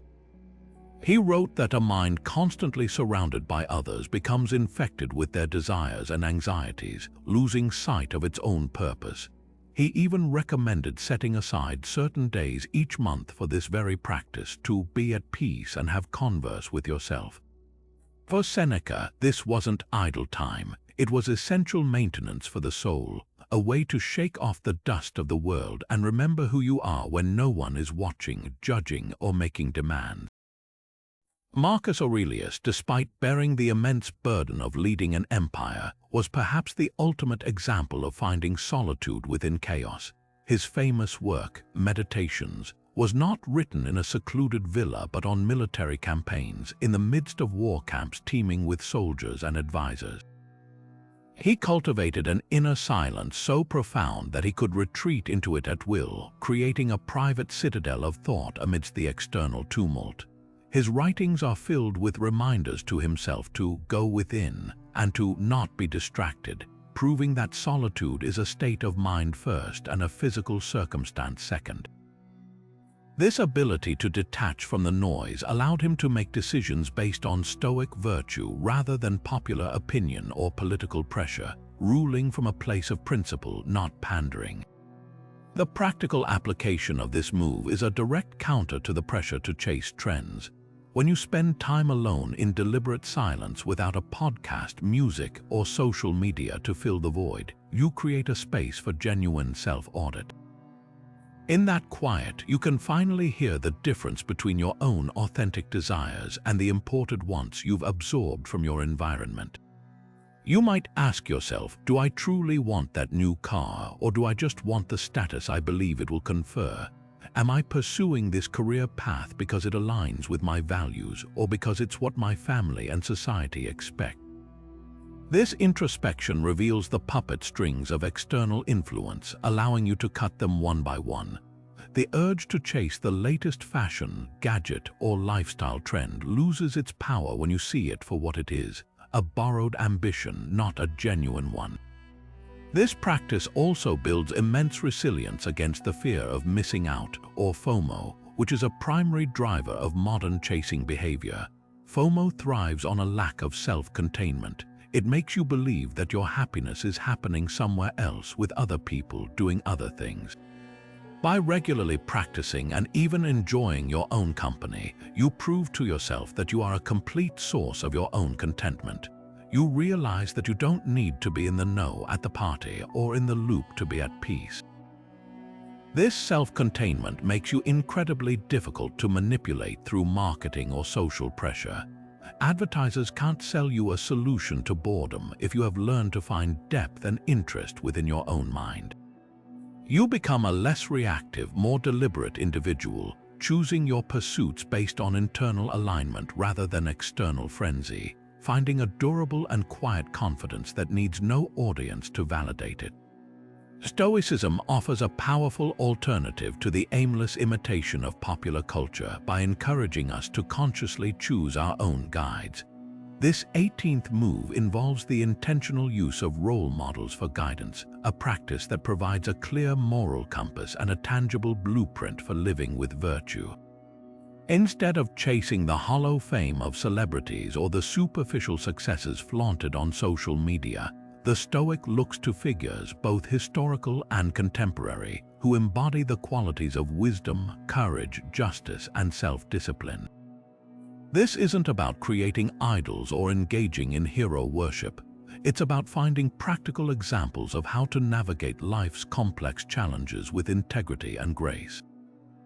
Think of it as curating your own personal board of advisors, a council of the wise that you can consult at any moment. For the Stoics themselves, this was a deeply personal and active practice. Seneca frequently quoted and reflected upon the teachings of his predecessor, the Stoic philosopher Attalus, drawing strength from his mentor's example of self-control. Cato the Younger was a living model of unwavering integrity for many Romans, demonstrating a commitment to his principles so fierce that even his political enemies respected him. And of course, Marcus Aurelius constantly referenced the virtues of his own role models in his private journal, from his adoptive father's calm dignity to the various teachers who shaped his character. He didn't want to be them. He wanted to learn from their best qualities and integrate those lessons into his own unique life. This practice is incredibly effective because it moves virtue from an abstract concept into a living, breathing reality. It's one thing to tell yourself, I should be more courageous. It's entirely another to ask in a moment of fear, what would someone like Nelson Mandela do here? How would he maintain his integrity in this situation? Or how would my grandmother, who endured so much with such quiet strength, handle this disappointment? By having these exemplars in mind, you're not left guessing what courage or patience looks like. You have a reference point, a specific example of that virtue in action. This provides a tremendous sense of direction, pulling you forward toward your own potential rather than leaving you to drift aimlessly or chase after the shallow goals society deems important. The beauty of this Stoic move is its flexibility and deeply personal nature. Your role models don't have to be famous philosophers or historical icons. They can be a teacher who believed in you, a community leader known for their fairness, or a family member who demonstrated profound resilience. The key criterion is that they represent the specific virtues you wish to cultivate within yourself. Perhaps you admire a colleague's unflappable calm under pressure and choose to emulate that. Maybe you look to a friend's incredible capacity for forgiveness as a guide for your own relationships. The goal is to identify the qualities you value and then find their embodiment in people you can learn from. This practice fundamentally reorients your focus from external metrics of success to internal metrics of character. You stop asking, how can I get more likes, more money, more status, and start asking, how can I develop the wisdom of my mentor? How can I show the same compassion as my role model? The chase transforms into a journey of emulation, not of someone's lifestyle or possessions, but of their core strengths. This provides a profound sense of purpose that is immune to the whims of trends and popular opinion. You are no longer running a race defined by others. You are walking a path illuminated by the best examples of humanity, using their light to become a better version of your own unique self. This brings us to a Stoic move that turns passivity into a profound form of power, the art of acquiescence. Far from being a practice of weak resignation, this is a strategic and intentional acceptance of events as they unfold. It is the conscious decision to stop arguing with reality, to cease the internal dialogue of "this shouldn't be happening" or "it isn't fair," and to instead greet circumstances with a calm, clear-eyed, "This is what is." The energy we typically expend on complaining, resenting, or mentally rewriting the past is immense and utterly draining. Acquiescence is the act of plugging that energy leak, conserving all that mental and emotional fuel so it can be redirected into the only productive arena available, your response. Imagine you're driving to a crucial job interview and you get stuck in a massive, unexpected traffic jam. The typical, unchained reaction is a surge of panic and frustration. You might pound the steering wheel, curse your luck, and spiral into anxious thoughts about how this unfair event is going to ruin your chances. This is resistance. You are wasting precious energy fighting against a reality that has already occurred. The traffic jam is a fact. Your emotional turmoil does not change the traffic. It only changes you, depleting your calm and ensuring you will arrive flustered and off balance. Now apply the art of acquiescence. You take a deep breath and acknowledge the situation without the layer of judgment. I am in a traffic jam. This is happening. There is no fight, no internal struggle. By accepting the reality of the delay, you free up all that mental energy to focus on what you can actually control. You can use the time to calmly review your notes, practice your answers aloud, or call the interviewer to politely explain the situation. You adapt. You haven't given up. You've simply stopped wasting effort on the unchangeable and started investing it in the actionable. This practice is the ultimate tool for dismantling the frustration that comes from unmet expectations, a major source of the chasing mindset. We often chase specific outcomes because we have a rigid, detailed script for how we believe our life should go. When reality dares to deviate from that script, we feel cheated and desperate to force it back on track. Acquiescence asks us to throw away the script and learn to improvise with the material life gives us. A project at work you poured your heart into gets cancelled due to budget cuts. Resistance would have you fuming for weeks, complaining about short-sighted management and desperately chasing a way to resurrect the dead project. Acquiescence allows you to feel the natural disappointment, but then quickly accept the new reality. The project is cancelled. This is the situation now. This acceptance is the platform from which you can pivot. Your energy now flows into brainstorming new ideas, offering your skills to other teams, or using the freed-up time for professional development. The setback becomes a redirect, not a defeat. The beauty of this Stoic art is that it fosters incredible adaptability, making you resilient and agile in a world of constant change. A person who acquiesces to reality is like water. They flow around obstacles, find new paths, and never shatter upon impact. They don't waste time yearning for a different past or a hypothetical future. They work skillfully with the present moment, exactly as it is. This doesn't mean you become a doormat or that you approve of every event. You can still work to change unjust systems or improve unfavorable conditions. But you begin that work from a place of calm acceptance of the current state, not from a place of frantic, desperate resistance. You fight for change because it is the right thing to do, not because you are emotionally tormented by the way things are. This distinction is everything. It means your actions are powered by virtue and purpose, not by anxiety and a need to control. You stop chasing a world that conforms to your personal preferences and start building a better one from the materials you've actually been given. Now we arrive at a Stoic move that addresses the very air we breathe in the modern world, the practice of mindful consumption. This is not merely about diet or digital detoxes. It is a profound philosophical stance on how we allow the outside world to enter our minds and shape our desires. The Stoics understood that our judgment, our prized faculty of reason, is not formed in a vacuum. It is constantly being fed, influenced, and often hijacked by the information, images, and ideas we consume. Every advertisement, every social media post, every news headline is not just content. It is a subtle argument about what you should value, fear, and ultimately chase. To consume without discretion is to outsource the cultivation of your desires to marketers, algorithms, and influencers whose interests are rarely aligned with your inner peace. This practice begins with the fundamental Stoic principle of the dichotomy of control, applying it directly to your sensory and intellectual diet.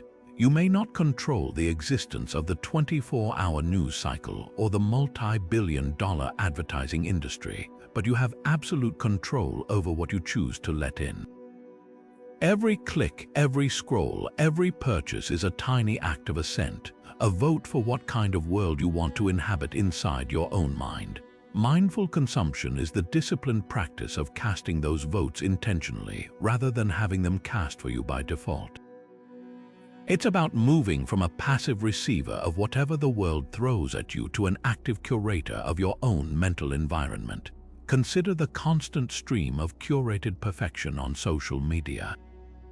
Each image of a luxurious vacation, a flawless body, or a seemingly perfect family dinner is a manufactured impression. When consumed uncritically, we grant assent to its underlying message. This is what a good life looks like, and your life, which lacks this, is deficient. This impression, left unchallenged, immediately triggers the chase, the restless feeling that you need to book a trip, buy a new outfit, or orchestrate an Instagram-worthy moment to close the perceived gap between their reality and yours. But the mindful consumer, the practicing Stoic, intercepts that impression at the gate.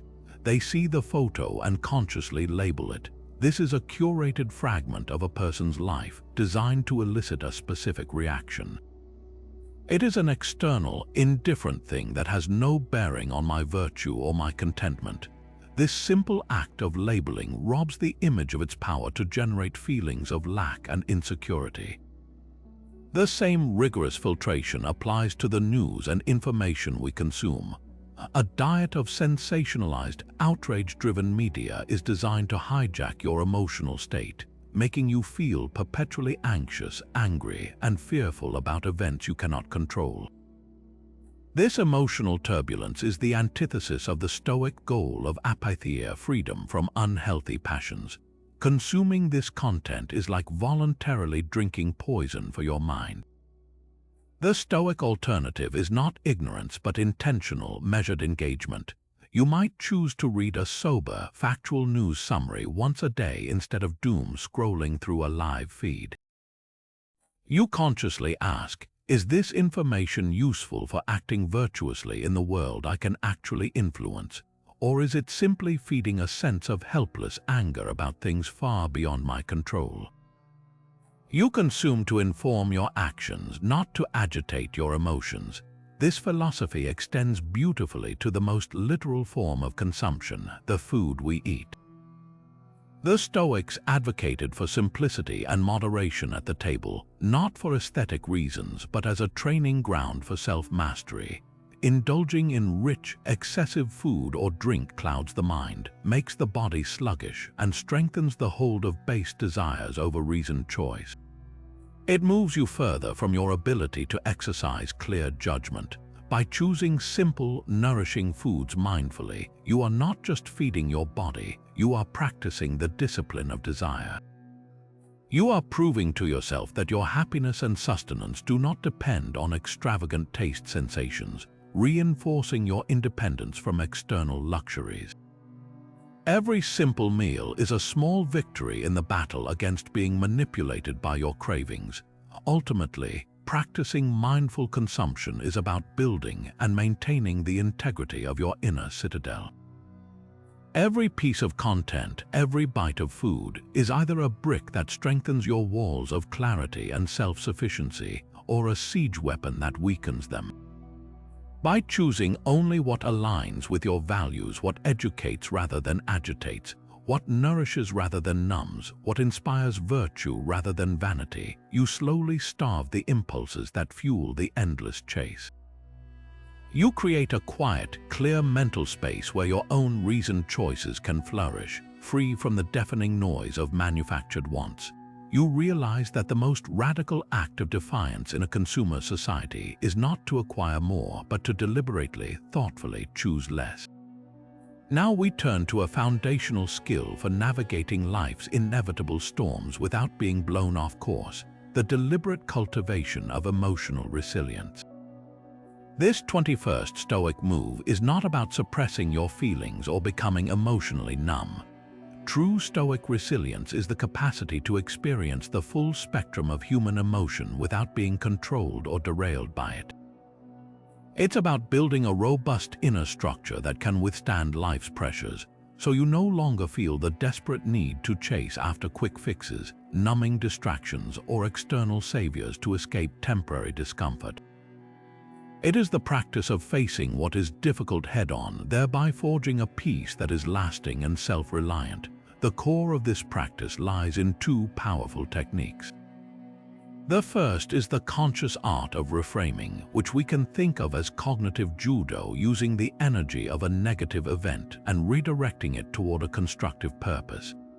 A setback isn't just a setback, it's a test of your character. A criticism isn't merely an insult, it's potentially valuable data, an opportunity to learn something about yourself or the other person's perspective. The Stoic doesn't ask, "Why is this happening to me?" but "What can this situation teach me? How can this challenge make me stronger?" This isn't naive positive thinking. It's a strategic reorientation of your focus from what you've lost to what you can gain in terms of wisdom, strength, or clarity.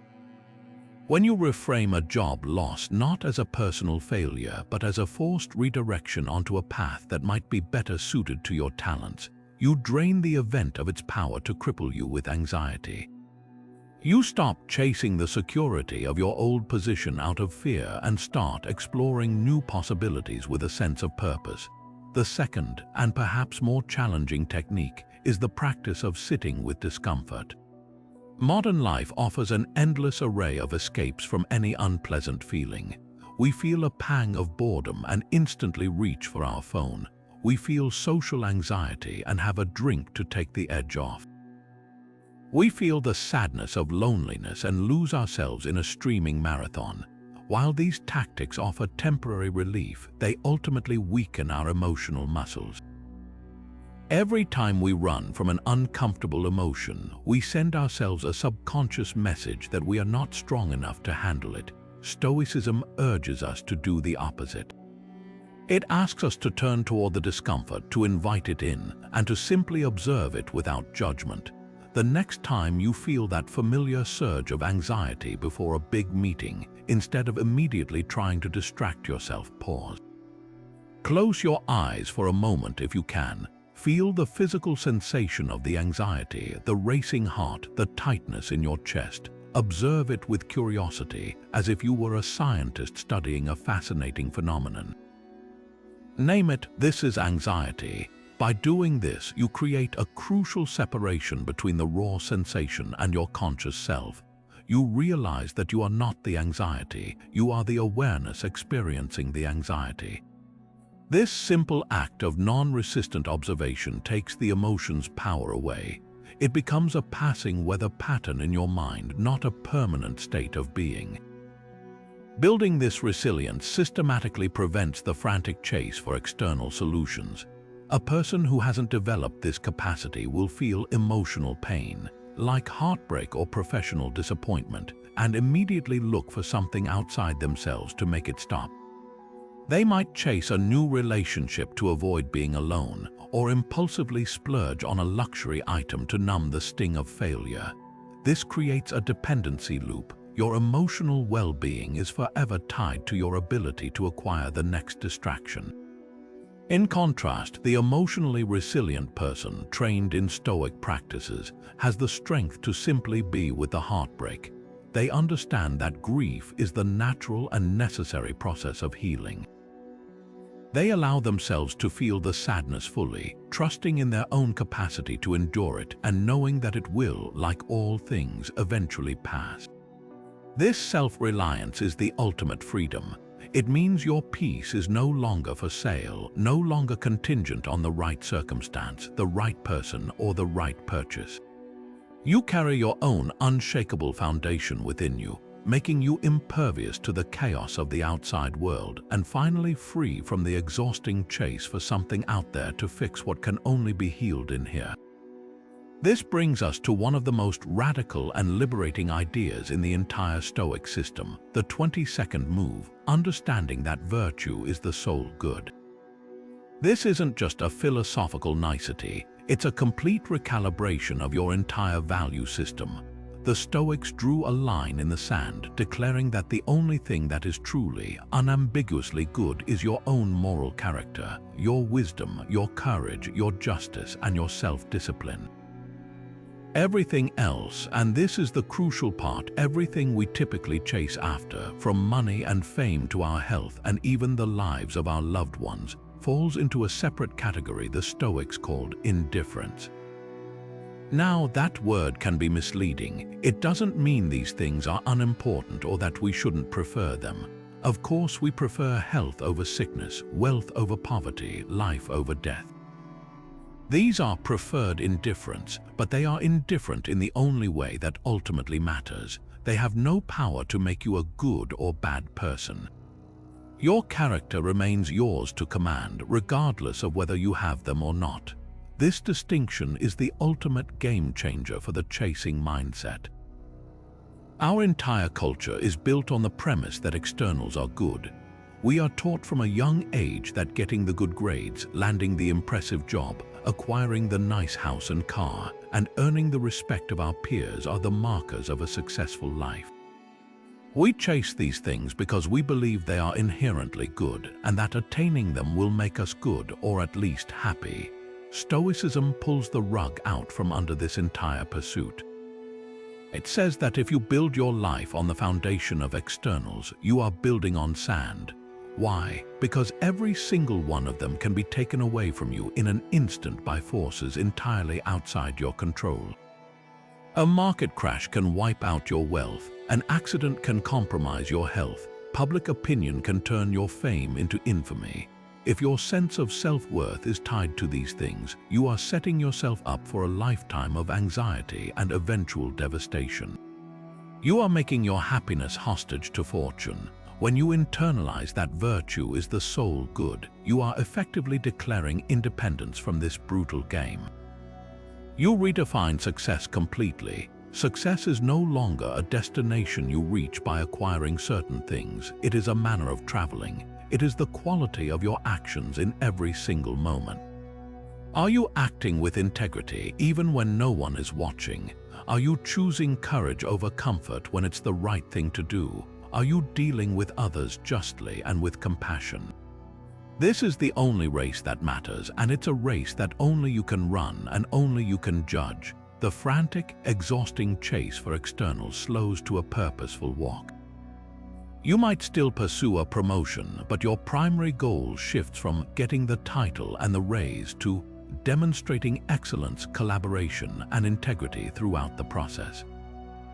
The outcome becomes secondary to the character you display in striving for it. This shift is incredibly empowering.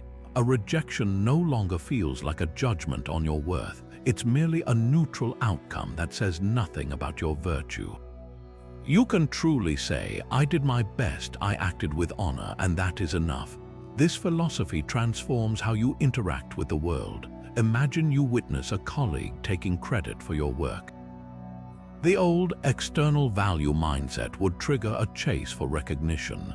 You might become obsessed with setting the record straight, desperate to reclaim the credit you believe is your key to validation and advancement. Your peace of mind becomes dependent on other people acknowledging your contribution. But from the virtue is the soul, good perspective, your focus turns inward. The external reward, the credit, the praise is an indifferent. It's preferred but not a true good. The true good lies in how you respond. You can choose the virtuous path. Perhaps you have a calm, private conversation with your colleague and your manager, stating the facts with honesty and without malice. You act with justice, claiming what is rightly yours, and with temperance, controlling your anger. Regardless of the outcome, whether you get the credit or not, you have succeeded. You have strengthened your character. You have added to your inner reserve of integrity, which is a possession no one can ever steal. This is how focusing on the sole good of virtue ends the chase. It moves the finish line from somewhere out in the unpredictable world to a place deep within you, a place you can always access and never lose. This brings us to a Stoic move that transforms every single thing you do from a thoughtless reaction into a meaningful choice, the practice of deliberate action. In a world that prizes speed, multitasking, and instant gratification, we often operate on autopilot, swept along by ingrained habits and impulsive reactions. We scroll mindlessly, we snack without hunger, we agree to commitments out of reflex, and we chase goals we haven't truly examined, all while operating with a fraction of our conscious attention. Stoicism offers a powerful antidote to this state of sleepwalking through life. It asks us to install a crucial pause button between a trigger and our response, creating a sacred space where we can ask one simple, transformative question: does this action align with my reason and my virtue? The Stoics called this the discipline of action, and it is the practical application of wisdom in your daily life. It's not about moving slowly or being indecisive, it's about moving with purpose and clarity. Every action, from the monumental to the mundane, becomes an opportunity to express your character. Think of it like this: an impulsive person is like a leaf blown about by the wind, going wherever the strongest gust takes them. A person who practices deliberate action is like a skilled sailor.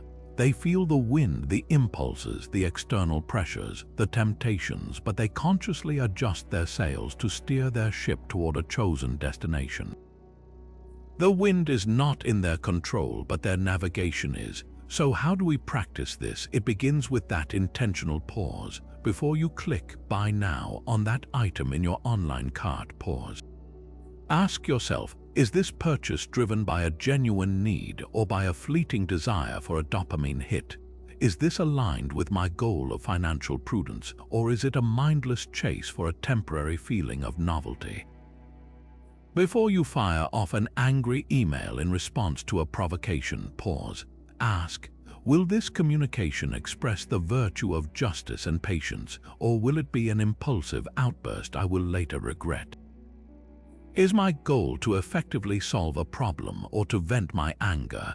This moment of interrogation is where your power lies. It's in this space that you reclaim your agency from your impulses.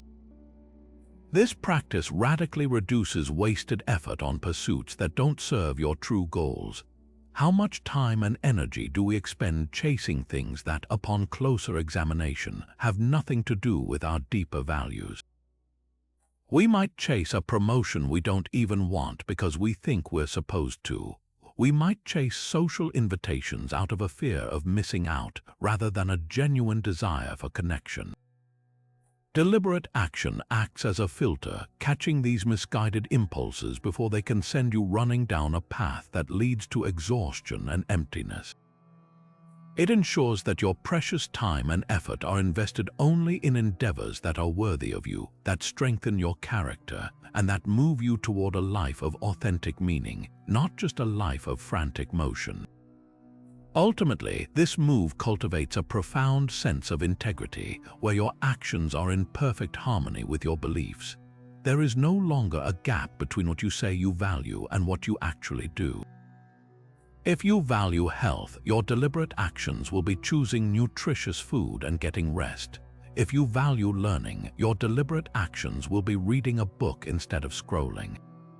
This congruence is the source of a deep and lasting self-respect that no amount of external validation can ever provide. You stop chasing the approval of others because you are too busy living in a way that earns your own approval.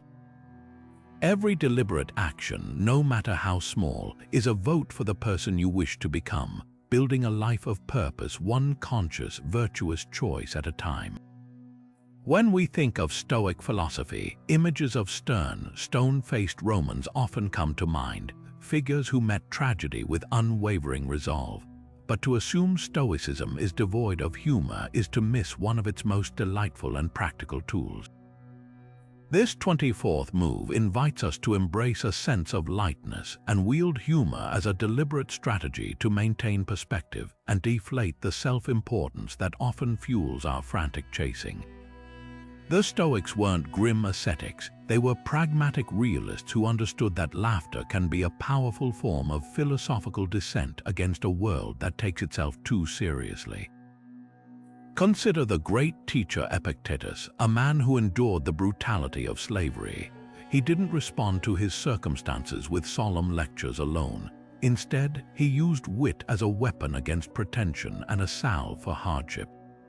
He once joked about the anxiety people feel over their material possessions, saying, "If you have a beautiful cup, remember its nature, it is just clay. Then if it breaks, you can say, well, it was just a cup." He wasn't dismissing the minor inconvenience of a broken vessel. He was highlighting the absurdity of the immense emotional weight we assign to indifferent objects. His humor served to puncture the inflated value we give to external things, directly undercutting the reason we chase them in the first place. When you can laugh at the fleeting nature of possessions and status, the compulsive need to acquire them to feel secure begins to seem, well, a little silly. This practice is incredibly effective in the heat of the moment, acting as an emergency pressure valve for rising frustration. Imagine you've spent weeks preparing a crucial presentation, and 5 minutes before you're due to begin, the projector fails. The chasing mindset, the desperate need for everything to go perfectly according to plan, would trigger a cascade of internal panic and anger. You might fume at the IT equipment, blame the person who used it last, and mentally spiral about how this ruinous event will destroy your chances. But what if, in that moment, you channeled a stoic sense of humor? What if you took a breath and said to your team with a wry smile, "Well, it seems technology has decided we should practice our ancient storytelling skills today. Let's see if we can be compelling without any slides." This isn't about making a hilarious joke, it's about using lightness to reframe the obstacle. By introducing humor, you accomplish several things at once. You break the tension for yourself and everyone else, you demonstrate resilience and adaptability, and most importantly, you signal that this setback, while inconvenient, is not a catastrophe. It's just a thing that happened, a neutral event that you are choosing not to treat as a world-ending crisis. This ability to laugh, especially at ourselves, is the ultimate antidote to the kind of rigid attachment to outcomes that makes us brittle.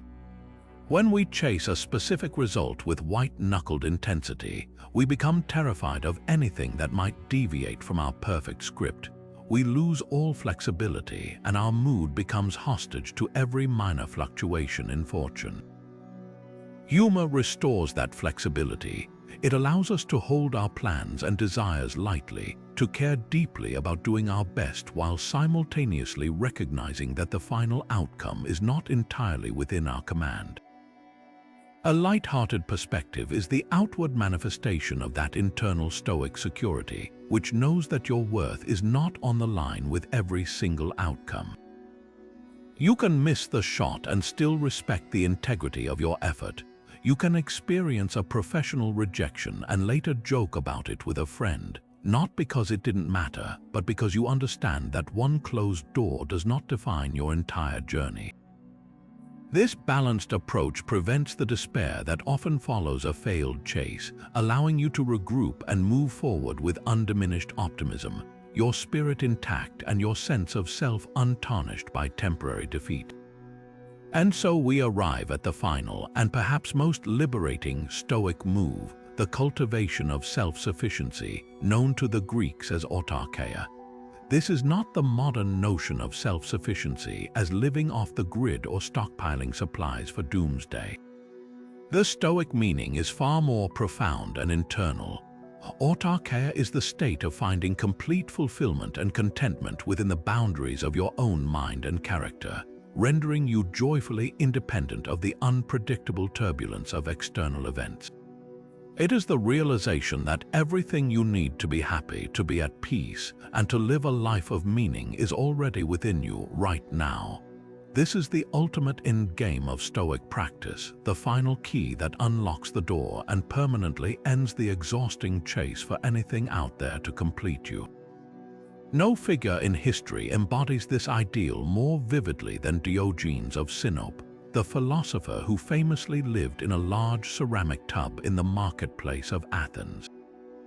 Alexander the Great, the most powerful man in the world, heard of this intriguing sage and traveled to meet him. Finding Diogenes lounging in the sun, Alexander stood before him and, impressed by his reputation, offered to grant him any wish he desired.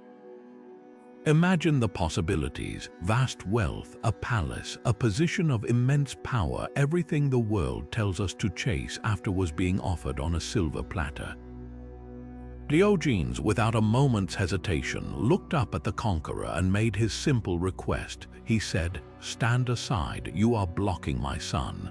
In that breathtaking moment, Diogenes demonstrated a self-sufficiency so complete that he genuinely desired nothing from the man who had everything.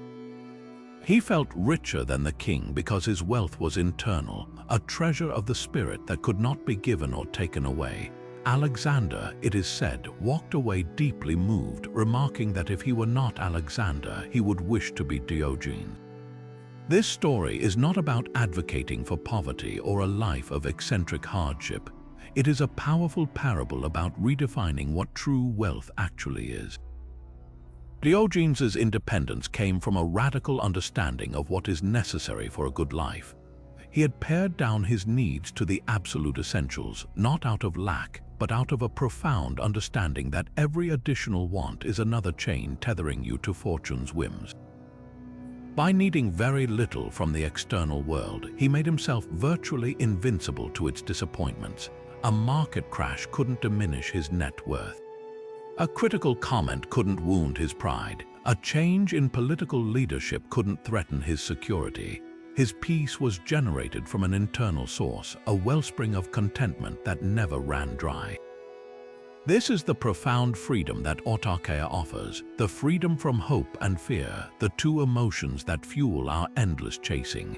We hope that getting the next thing will make us happy, and we fear that losing what we have will make us miserable.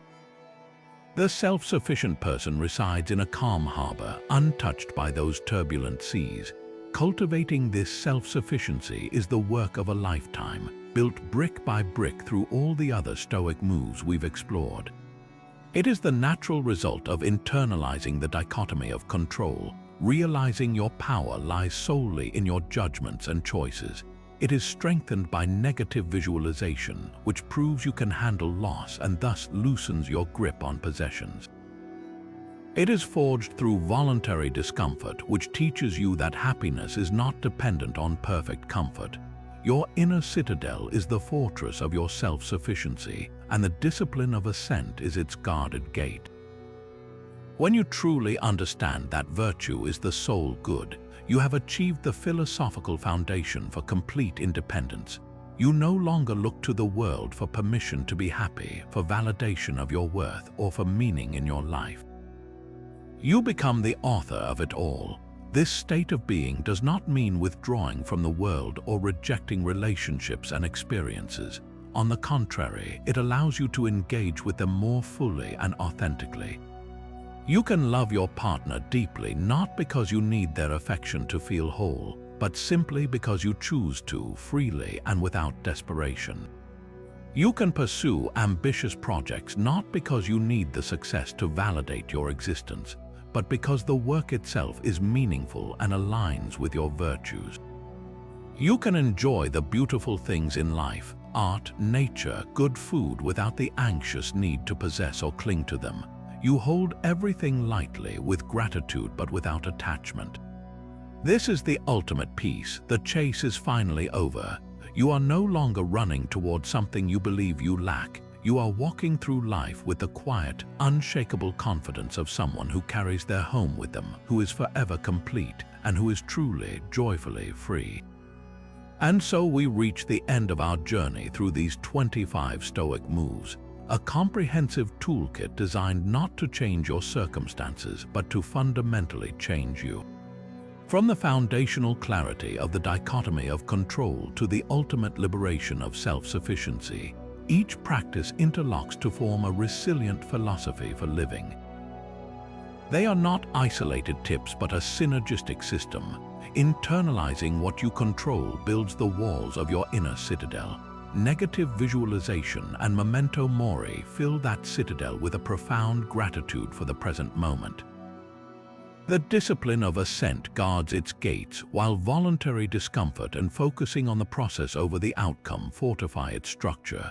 Embracing obstacles and practicing Amor Fati allow you to thrive within its walls, and sympathia reminds you that you are never truly alone inside it. Limiting desires, avoiding comparison, and mindful consumption ensure the provisions within are pure and sustaining. Together, these moves systematically dismantle the architecture of craving and fear that has fueled the endless chase for something more, something else, something out there that you believe will finally make you whole. The true transformation begins not in understanding these concepts, but in the daily, deliberate practice of them. This is not a philosophy to be admired from a distance. It is a discipline to be lived in the trenches of your everyday existence. Start small, but start today. Perhaps tomorrow morning you will take just 5 minutes for the view from above to gain perspective on a looming worry. Maybe the next time you feel a surge of envy on social media, you will practice the discipline of ascent, questioning the impression before you let it steer your emotions. Choose one move that resonates most and make it your focus for a week. Use your journal not just to record events, but to question your desires and audit your actions against your virtues. This is how the steel of your character is forged, through consistent, mindful repetition. It is in these small, daily choices that you slowly transfer the source of your contentment from the unpredictable external world to the unshakable internal one. You will discover that lasting peace was never a destination to be reached through frantic chasing, but a manner of traveling that you can choose at any moment. This path leads to a quiet revolution within. The compulsion to chase approval, status, and possessions will gradually lose its power over you, replaced by a deep, self-generated confidence. You will find yourself engaging with the world from a place of abundance, not lack, offering your skills, your love, and your contributions not because you need something in return, but because it is the right and virtuous thing to do. The opinions of others will become like weather passing by your citadel walls, noticed but unable to disrupt your inner calm. You will pursue ambitious goals with passionate detachment, investing your entire heart in the integrity of your effort while holding the outcome lightly. This is the profound freedom that Stoicism offers, the freedom to be utterly engaged in life while remaining perfectly undisturbed by its chaos, to care deeply without needing to control, and to find a richness of spirit that makes all external riches seem secondary. Your journey with these ideas does not have to end here. If you found value in exploring this ancient wisdom for modern life, consider subscribing to the channel. We are dedicated to creating more content that helps you cultivate resilience, find clarity, and build a life of purpose, all drawn from the well of Stoic philosophy. But more importantly, we would love to hear from you. This is not a one-way conversation. The comments section is a place for us to learn from each other. Which of these 25 moves did you find most challenging? Which one has already started to shift your perspective? Share your stories, your questions, and your insights. Your experience could be the very thing that helps another person on their path toward a quieter mind and a more contented heart. Thank you for your time and your attention. Go forth and may your actions be virtuous.